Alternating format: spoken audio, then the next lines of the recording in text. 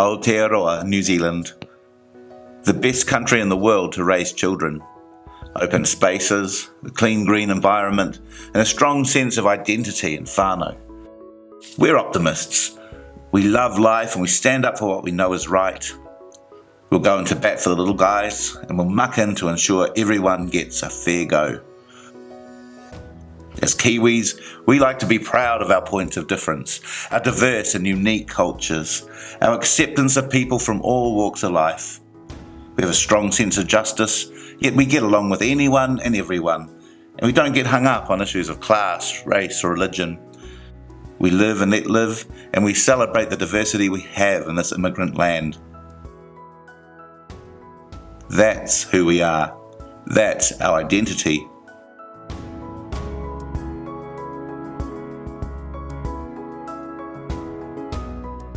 But what really is this thing, identity? What does it really mean to know who we are as a people and as individuals? And is it important to tell the truth, to be authentic and honest about ourselves? Everyone knows that Māori are very big on the family. The family makes up the nucleus of our society. So that we start with the family, which is the father and the mother, and they have very defined roles. A great respect for what a man's role is and what a female's role is. You identify with a particular family, obviously, but within the context of your tribal roots, you also have the landmarks that you associate with. People in modern society that you could say are maybe more masculine or more feminine. But these people were never defined by those attributes that they had. So, for example, someone might have been a bit more masculine if they were a woman, or had masculine features, or she might have been really strong in war, and she would have just been considered as an amazing fighter, and that was her particular skill or her art form and her strength, and she might have been a lady of high rank. But that wouldn't have been something that diminished her in any way, and that would have been something that was very unique to her. But again, it would not have defined her as any other thing apart from a really strong woman. And so it just shows you that in the context of a supportive family and a supportive Māori upbringing in whānau, with that clear understanding of what a man is and what a female is and all those beautiful attributes that they have, there was no crisis there. Every civilization throughout human history, in every culture, people have found their identity within their own families. And within each family, regardless of roles or responsibilities, people have always been categorized as either boys or girls, male or female. Recently, however, there's been much talk about gender identity. We're told by the media, by the teacher unions and by the Family Planning Association of New Zealand that bullying is rife in our schools and that the victims are all too often homosexuals, transgendered, genderqueer, pansexual, scoliosexual, or any one of more than 70 possible so-called gender identities. The bullies, we're told, are haters who, according to the Family Planning Association, are heterosexists, transphobics, or homophobics. And this gender identity push is not just in schools. This month it was reported by the New Zealand Herald that 2 athletes in this year's Olympic Games who were born male have entered female events because they feel more like women than men. That, according to their team and the Olympic Committee, is their real identity. We're not allowed to know their names. That might make them vulnerable to criticism or bullying. So, without knowing who they are, we're meant to celebrate these heroes of identity as pioneers of this new genderism that somehow is meant to level out the playing field, somehow meant to make life fairer, more equal, and somehow is meant to add to the diversity we all love to affirm. You might be wondering where all this madness is coming from, and who in New Zealand is pushing it, and more importantly, why? In New Zealand, there's a blatant and aggressive attack on our families. This attack is being carried out and directed by the Family Planning Association of New Zealand. You see, FPA have hijacked the sexual education of our children away from Kiwi parents. And they're now taking advantage of their powerful influence to twist the truth and convince young people, young children, to accept a web of lies about sex and sexuality that will ultimately ruin their lives, rob them of their innocence, and confuse them about the very thing FPA claim to be protecting, their true identity. Family planning have control over New Zealand's school sexuality curriculum.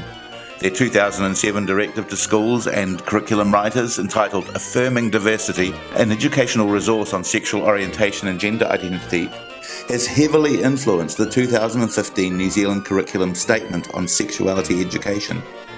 And it pushes a line that literally defies reality. The FPA logic goes something like this. We are all different in our sexual behaviours, orientations and feelings. Some of us feel male and were born with a consistent male birth body. Some feel female and have a female birth body. But some are stuck in a birth body with male body parts. Similarly, some people feel male and are stuck in a birth body with female body parts.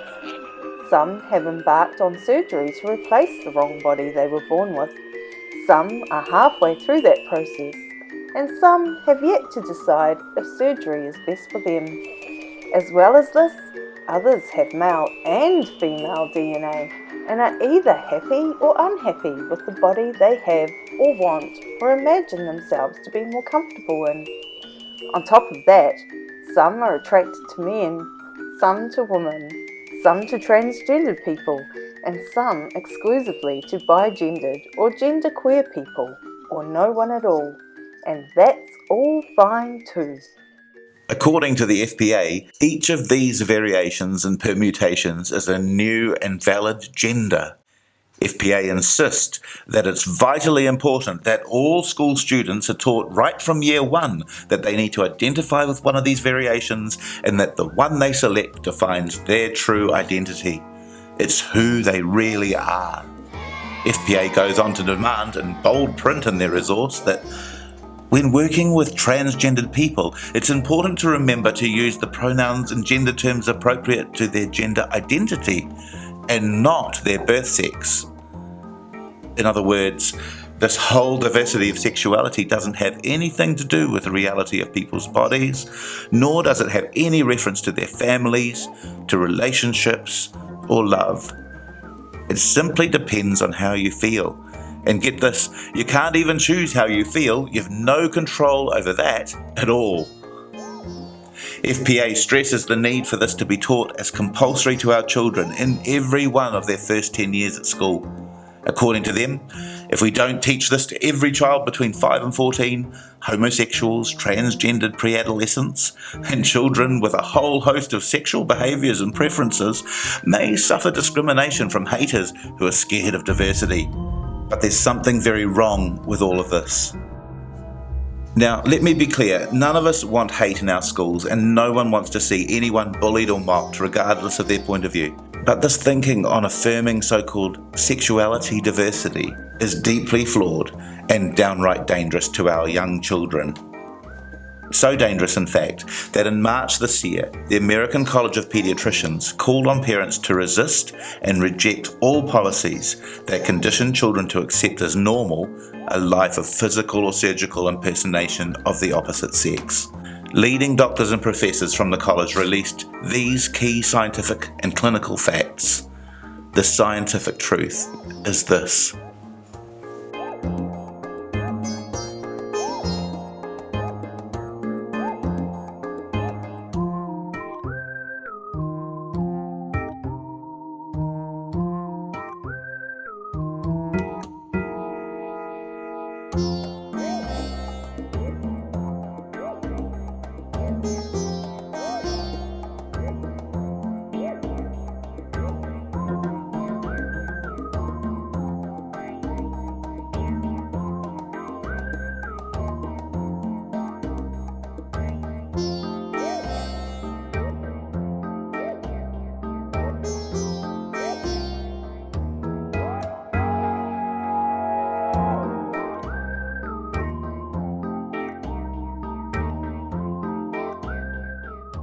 The Family Planning Association's plan for your children is child abuse. They have used our love of a diverse culture to demand that we accept a warped plan for our children that is dangerous and harmful. So why are they doing it? Why does this powerful organisation want our young 5 to 14-year-olds thinking, talking, and so long as it feels okay, indeed acting out just about every sexual idea and behaviour one can think of? Why on earth would anyone think exposure to these explicit ideas is healthy and desirable, especially for very young children? German academic and author of The Global Sexual Revolution, Gabriel Kirby, says this global push, backed in New Zealand by family planning, is a deliberate confusion of sexual norms, a fundamental shifting of the ground upon which we stand to build our culture. Instead of desire being subjected to natural, social, moral, and transcendent orders, the identity of man and woman is dissolved and free rein is given to people's sexual urges and fantasies, which have no ultimate purpose or meaning. In her book, The Global Sexual Revolution, Kirby thoroughly surveys the LGBTQI demands, the devastating effects of pornography and family planning style sex education. She takes note of the associated attacks on free speech and religion and the corruption of language around identity and equality. Kirby says these are the re-education tools of a new and permanent revolution that will allow the tentacles of a budding totalitarian regime to grip the world in a stranglehold of control.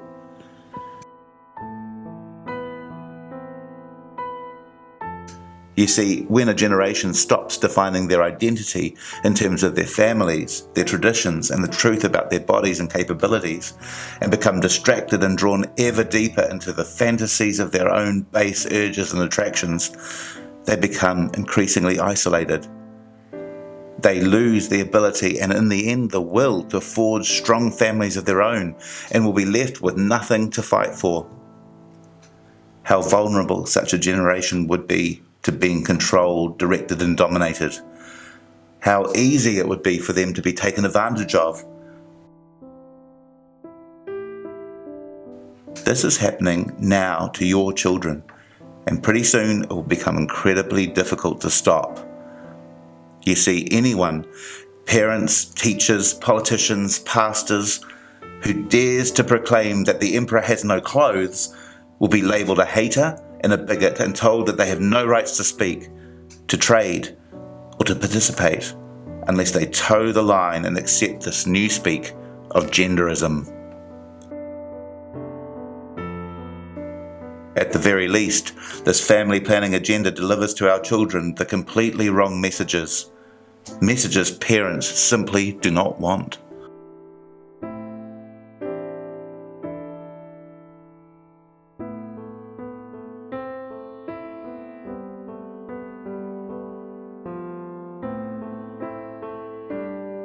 In the name of tolerance, diversity and freedom, the Family Planning Association are twisting and hiding the truth. They're robbing our children of their innocence, their true identity, their traditions, their family values and their future. It's time for parents to get real and to take back our right to educate our children as we see fit. And the time to act is now. Our children depend on us to fight for them, to protect them. Please support Family Life International in our efforts to fight the Family Planning Association and to assist parents in their real mission to love, form and educate their children in the virtues and prepare them to become the loving parents of the future in this land, Aotearoa, the best country in the world to raise a family.